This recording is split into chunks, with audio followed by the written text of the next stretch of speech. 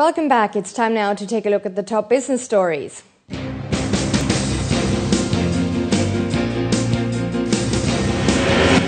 UAE's nuclear power development to now focus more on safety. Aerospace companies sign up to new offset policy to help UAE economy. And we find out what is currently plaguing one of the largest global investment banks in the world.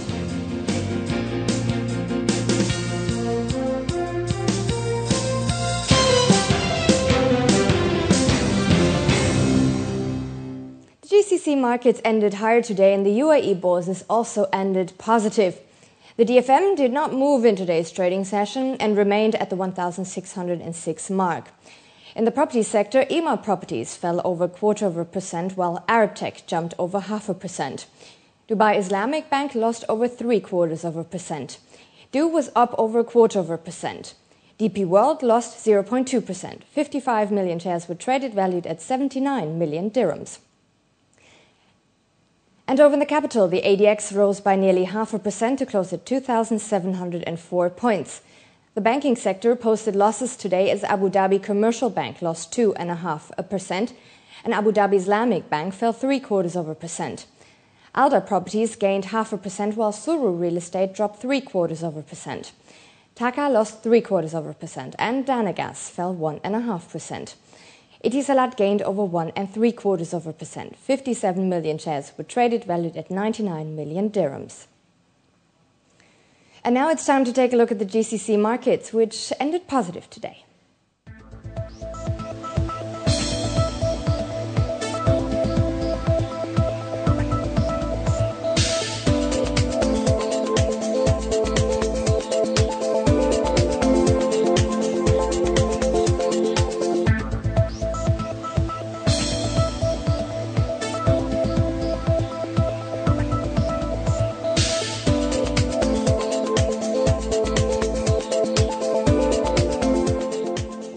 And coming up now, let's take a look at various currencies exchanged into dirhams, followed by the price of oil and a selection of commodities.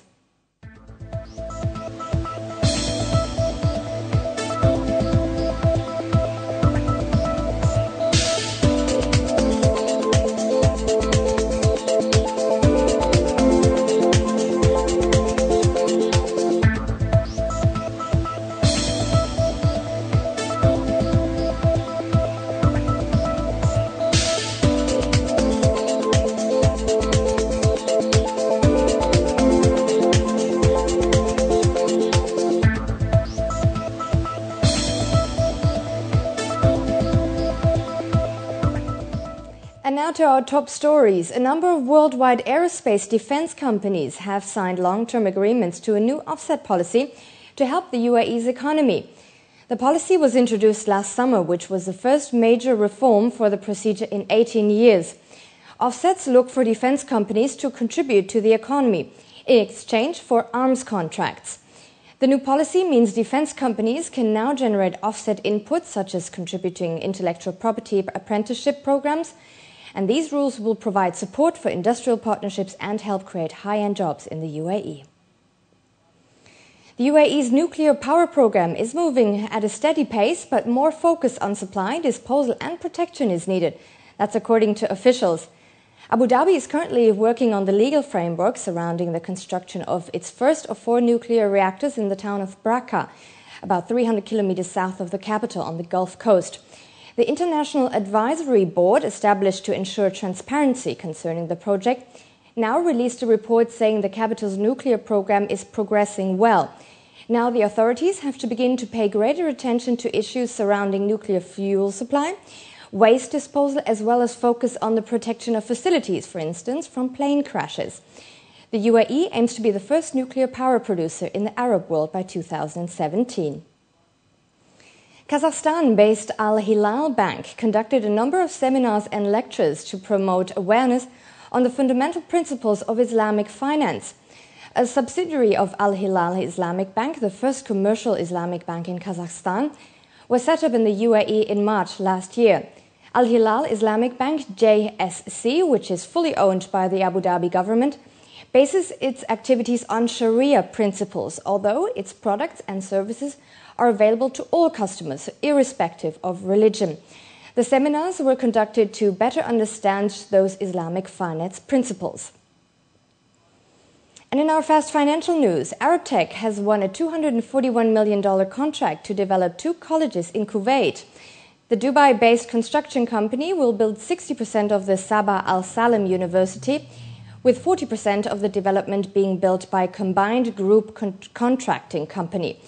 The buildings are scheduled to be delivered in 3.5 years. Dubai developers have paid off the larger part of 2.3 billion dirhams in trade debts to British contractors. That's according to the Lord Mayor of London. UK contractors were left with millions of dollars in unpaid fees when more than half of all planned real estate projects here in Dubai were delayed or cancelled in the wake of the economic downturn. Luxembourg has so far achieved 2.4 billion dirhams worth of investments from the UAE and is currently looking for more. The country's Minister of Finance said there is no specific investment target, but that there was a lot going on in its country's financial services sector.